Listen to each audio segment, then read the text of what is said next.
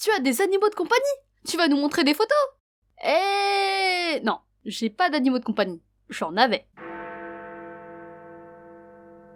Donc, n'essayez pas de vous en attacher. La vidéo a déjà une mauvaise tournure. Bonjour, c'est Yeno, et aujourd'hui je vais parler de mes animaux de compagnie, qui sont morts. Voilà, dire bonjour, c'est fait. J'ai eu des poissons à 2 occasions. La première fois, c'était au Vietnam, et j'ai enlevé ces poissons. Désolé Péta. Je savais pas ce que je faisais, j'avais 7 ans, ok? Je sortais d'un bâtiment, et j'avais vu des poissons dans un bassin. Oui, un bassin. Ça veut dire qu'ils appartenaient à quelqu'un. Et je les avais mis dans une bouteille d'eau. Et durant le trajet, la bouteille d'eau n'a pas arrêté d'être secouée. Et rentré à la maison, j'ai montré la bouteille à ma grand-mère, qui me regarda avec un regard sérieux. Elle a pris un bol, et a versé le contenu dans la bouteille. La plupart des poissons étaient sur le dos. Oui, j'ai kidnappé et tué des pauvres poissons. Et alors que ma grand-mère me faisait la morale, j'étais genre... Ah, il dort. Et oui, je ne connaissais pas le concept de la mort à l'époque. Je suis pas sûre de toute la situation, j'étais jeune. Et le peu de souvenirs qui me restent me font passer pour un monstre. Et quand je repense à ça, j'ai l'impression d'être une future psychopathe. D'abord les animaux, puis à la fin des humains. Voilà. Je suis un monstre. Bref, la deuxième fois, c'était un cadeau d'anniversaire.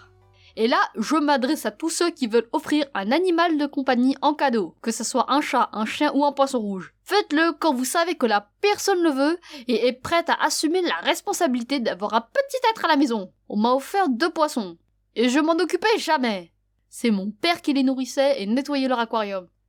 Et ils sont morts petit à petit. Ah non, ceux-là ils ont survécu, hein. Ils sont morts de vieillesse, hein, une belle vie de poisson rouge. Par contre, le voisin nous a refilé 2 autres aussi. Bon, jusqu'à maintenant, je donne pas une très bonne image de moi-même. Désolé, mais si je disais le contraire, ça serait un mensonge. Ah, c'est pour ça que maman, elle veut pas de chien. Mais cette fois-ci, j'ai eu mieux. Cette fois-ci, c'est un animal que je voulais. Enfin, presque. J'ai juste dit une fois à ma mère que je voulais un canard. Et c'était pas sérieux. Quand soudain... Et boum, 2 canards. Et vu qu'on était au Vietnam, c'était pas difficile d'en acheter un. Et je l'ai nommé Piu Piu. Oui, c'est extrêmement original. Et mon frère aussi en avait eu un. Il s'appelait Bixou. C'est comme l'oncle à Picsou, mais c'est Bixou quoi. Et cette fois-ci je l'aimais. Même si c'est pas moi qui nettoyais la cage. Et là, au moment où j'écris la vidéo, je me demande ce que mange un canard. Vu qu'on les nourrissait avec du riz et de la salade. Il mange aussi de la salade. Hein. Ah c'est bon, je suis une bonne mère.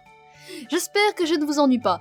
Donc pour réattirer votre attention, je vais vous parler de 2 événements marquant son existence. Piu Piu a une cage, mais la plupart du temps on le laisse marcher où il veut, tant qu'il ne quitte pas le balcon. Mais un jour, j'étais dans le salon, à jouer avec mon cousin, quand soudain... Quoi, Piu Piu? Mais que fais-tu là? Tu étais encore en haut il y a 10 minutes. Eh oui, il avait sauté du balcon. Non, je reformule.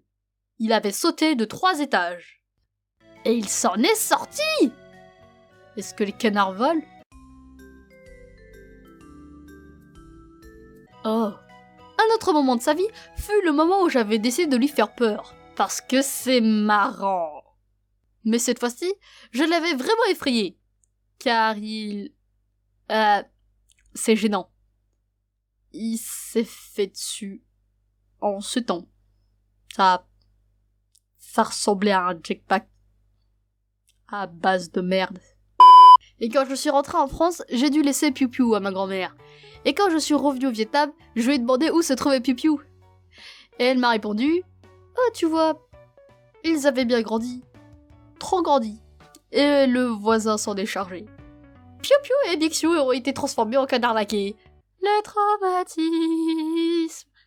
Ah, j'espère que je leur ai donné une bonne vie, et que leur mort n'était pas douloureuse. Pour finir cette vidéo, je pense que le mieux c'est de pas avoir d'animaux. Enfin pour moi. Faites ce que vous voulez. Aimez vos chats, vos chiens, vos poissons rouges, vos serpents, vos girafes. Non, quand même pas.